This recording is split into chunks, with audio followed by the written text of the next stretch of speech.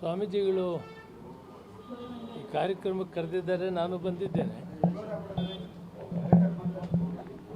ಬೆಂಗಳೂರು ನಗರದಲ್ಲಿ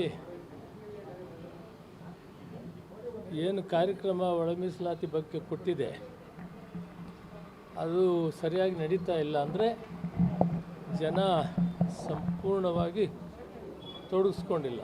ಸರ್ಕಾರ ಪ್ರಯತ್ನ ಮಾಡಿದೆ ಮತ್ತು ಜಸ್ಟಿಸ್ ನಾಗಮೋಹನ್ ದಾಸ್ ಅವರು ಕೂಡ ಭಾಳ ಸಕ್ರಿಯವಾಗಿ ಕೆಲಸ ಮಾಡ್ತಾಯಿದ್ದಾರೆ. ಆದರೂ ಕೂಡ ಯಶಸ್ವಿಯಾಗಿಲ್ಲ. 50% ಮುಟ್ತಾ ಇಲ್ಲ.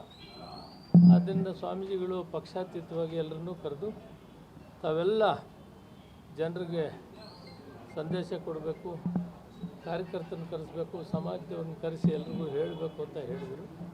ಅದಕ್ಕೆ ಸ್ವಾಮೀಜಿಗಳು ಕರೆದಿದ್ದಾರೆ.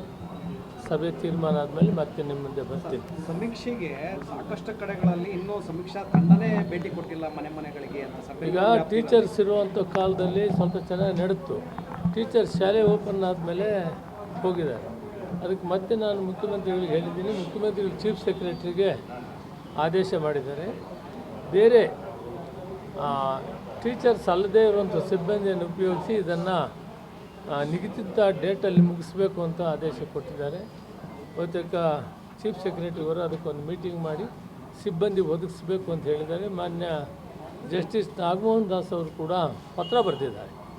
ನಮಗೆ ಸಿಬ್ಬಂದಿ ಕೊರತೆ ಇದೆ, ಆದಷ್ಟು ಬೇಗ ಸಿಬ್ಬಂದಿಯನ್ನು ವ್ಯವಸ್ಥೆ ಮಾಡಬೇಕು ಅಂತ ಈಗಾಗಲೇ ಮುಖ್ಯಮಂತ್ರಿಗಳು ಆದೇಶ ಕೊಟ್ಟಿರೋದ್ರಿಂದ ಅದು ವ್ಯವಸ್ಥೆ ಮಾಡಿ ಆದಷ್ಟು ಬೇಗ ಮುಗಿಸೋ ಪ್ರಯತ್ನ ಮಾಡೋಣ. ಹೊಸ ಸಮೀಕ್ಷೆ ಬಗ್ಗೆ ನಿಮ್ಮ ಅಭಿಪ್ರಾಯ ಏನು ಸರ್? ಮಾಡಬೇಕಾ ಅಥವಾ ಕಾಂತರಾಜ್ ಅವರು ವರದಿನ ಇಂಪ್ಲಿಮೆಂಟ್ ಮಾಡಬೇಕು ಅಂತ ಹೇಳಿ ಹೇಳ್ತಾ ಇದ್ದೀವಿ. ಕ್ಯಾಬಿನೆಟ್ ಡಿಸಿಷನ್ ತಗೊಂಡಿದ್ದು ಸಮೀಕ್ಷೆ ನಡೀಬೇಕು ಅಂತ.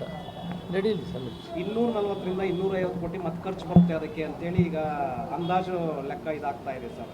ಜನಾಭಿಪ್ರಾಯಕ್ಕೆ ನಾವು ಮನ್ನಣೆ ಕೊಡಬೇಕು.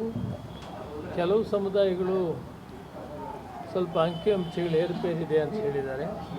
ಅದಕ್ಕೆ ನಾವು ಆ ತೀರ್ಮಾನವನ್ನು ನಮ್ಮ ಹೈಕಮಾಂಡ್ ಕೂಡ ಮಾರ್ಗದರ್ಶನ ನೀಡಿದೆ.